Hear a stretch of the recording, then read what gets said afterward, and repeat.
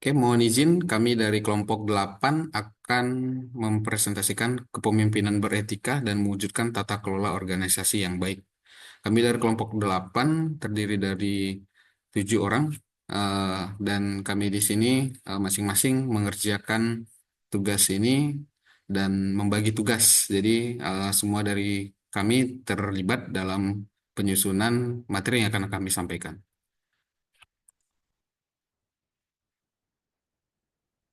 Yang pertama, eh, dengan topik mengapa kepemimpinan beretika itu penting. Sebelumnya kita sudah bahas tentang pola kepemimpinan atau kepemimpinan masa kini yang sudah dibahas bersama dalam eh, tatap muka dalam Zoom bersama Ibu Nursia.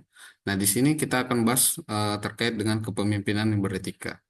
Kepemimpinan yang beretika di sini definisinya adalah kepemimpinan yang berlandaskan nilai-nilai moral dan etika dalam setiap pengambilan keputusan, di mana ada tantangan, di mana dunia kerja saat ini menghadapi banyak tekanan, mulai dari tuntutan hasil cepat hingga potensi konflik kepentingan yang menguji integritas. Nah, jadi pentingnya tata kelola yang baik dalam kepemimpinan yang beretika ini yang dimaksudkan dengan tata kelola organisasi yang efektif, membantu memastikan keberlanjutan dan meningkatkan kepercayaan pemangku kepentingan yang ada di dalam organisasi. Oke, untuk selanjutnya akan dijelaskan oleh rekan saya. Terima kasih, Bang Yuswa. Izin konsep dasar kepemimpinan beretika ada pengertian dan prinsip utama. Yang pertama yaitu terkait pengertian, yakni memimpin dengan prinsip-prinsip moral yang kuat seperti kejujuran, keadilan, dan tanggung jawab. Adapun prinsip utama ada dibagi menjadi 4 poin. Yang pertama, transparansi, yakni pemimpin bersikap terbuka dan jujur dalam berkomunikasi. B. Akuntabilitas, yaitu setiap tindakan pemimpin dapat dipertanggungjawabkan. C. Keadilan, yakni pemimpin memastikan keputusan diambil tanpa diskriminasi. Dan yang terakhir, kepedulian, yakni pemimpin menunjukkan perhatian terhadap kesejahteraan orang lain atau anggotanya. Oke, next.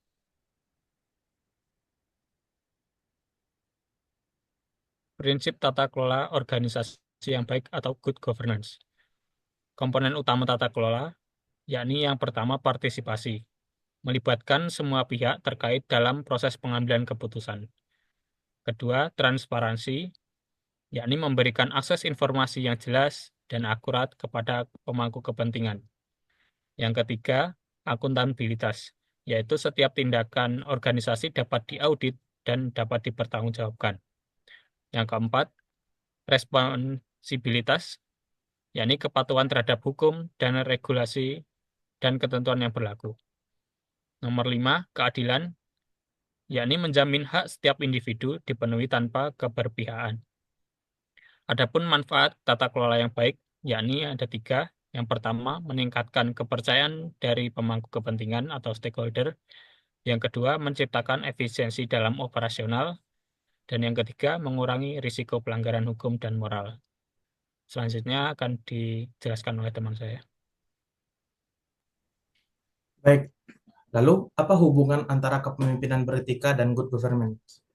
Nah, good governance pada dasarnya adalah suatu konsep yang mengacu kepada proses pencapaian keputusan dan pelaksanaan yang dapat dipertanggungjawabkan secara bersama.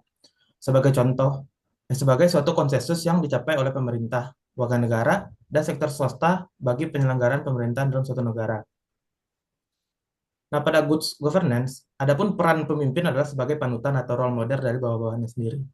Pemimpin tersebut juga bertugas untuk menginspirasi budaya organisasi pada lingkungan organisasi tersebut, sehingga menghasilkan efek positif berupa menciptakan tata kelola organisasi yang lebih efektif, serta tata kelola yang baik memastikan keberlanjutan organisasi dan memperkuat kepercayaan publik.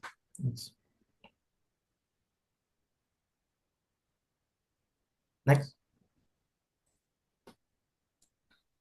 Nah, dan adapun salah satu contoh kasus yang bisa kita angkat dari bentuk transparansi dari kepemimpinan adalah PT Global Tech yang merupakan suatu perusahaan multinasional yang bergerak dalam industri teknologi dengan produk utama berupa perangkat keras dan perangkat lunak. Nah, pimpinan dari PT Global Tech ini bernama David Anderson. Beliau dilantik sebagai CEO dari PT Global Tech pada tahun 2015. Nah, sejak masa kepemimpinan beliau, Anderson memperkenalkan kebijakan transparan yang komprehensif. Jadi menurut Anderson, ketransparanan dalam kebijakan itu dapat meningkatkan kepercayaan dari karyawan dan hubungan baik dengan pelanggan dan pencapaian hasil bisnis yang konsisten. Nah, kebijakan yang diterapkan oleh Anderson ini adalah transparansi dalam memperkenalkan dalam mempertimbangkan inovasi-inovasi yang akan dilakukan oleh perusahaannya. Nah, dengan transparansi ini hubungan baik dan konsistensi dari hubungan pekerjaan itu dapat terjaga. Baik, selanjutnya akan dijelaskan oleh rekan saya. Tantangan dalam menerapkan kepemimpinan beretika itu ada 3. Yang pertama, tekanan jangka pendek, kurang kesadaran, dan konflik kepentingan. Dalam tekanan jangka pendek, pemimpin seringkali dihadapkan untuk mendapatkan hasil yang cepat, yang menyebabkan pemimpin sering mengabaikan etika. Yang kedua, kurang kesadaran. Kita harus sadari bahwa dalam suatu organisasi, tingkat pemahaman masing-masing individu tentu berbeda. Hal ini juga sama dalam kepemimpinan beretika. Tidak semua individu dalam organisasi memiliki pemahaman yang sama tentang pentingnya akan suatu etika. Yang ketiga, konflik kepentingan. Dalam suatu organisasi, konflik kepentingan seringkali terjadi. Hal ini terjadi di mana suatu keputusan dipengaruhi oleh keuntungan pribadi dan atau kelompok.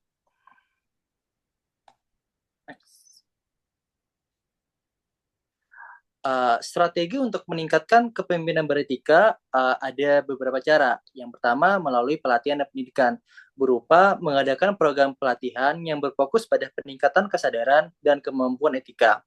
Yang kedua, membangun budaya organisasi dengan pertama, mendorong transparansi dalam komunikasi dan pengambilan keputusan.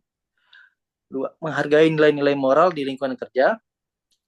Yang ketiga itu penguatan kebijakan internal, dapat berupa menyusun kode etik organisasi yang jelas, membangun sistem pelaporan pelanggaran atau whistleblowing system.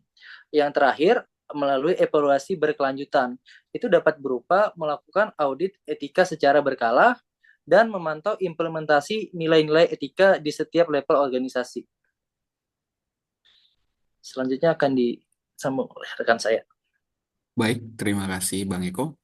Dengan adanya presentasi kami ini, adanya kesimpulan yang dapat kami sampaikan adalah Izin terkait siap, bisa dilanjutkan. izin terkait kesimpulan pada presentasi hari ini, yaitu yang pertama, poin utama itu kepemimpinan beretika adalah fondasi yang kokoh untuk membangun tata kelola organisasi yang baik. Kemudian manfaatnya dengan menerapkan nilai-nilai etika, organisasi dapat mencapai keberlanjutan, meningkatkan efisiensi, dan memperkuat kepercayaan. Serta ajakannya untuk kita semua adalah pentingnya kolaborasi seluruh pihak dalam organisasi untuk memastikan tercapainya tata kelola yang beretika.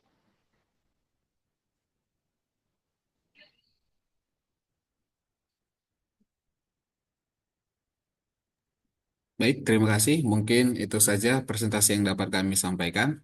Dengan ini kami kelompok 8 menyampaikan terima kasih dan mohon maaf atas kekurangan atau kelemahan dari presentasi kami. Sekian, terima kasih.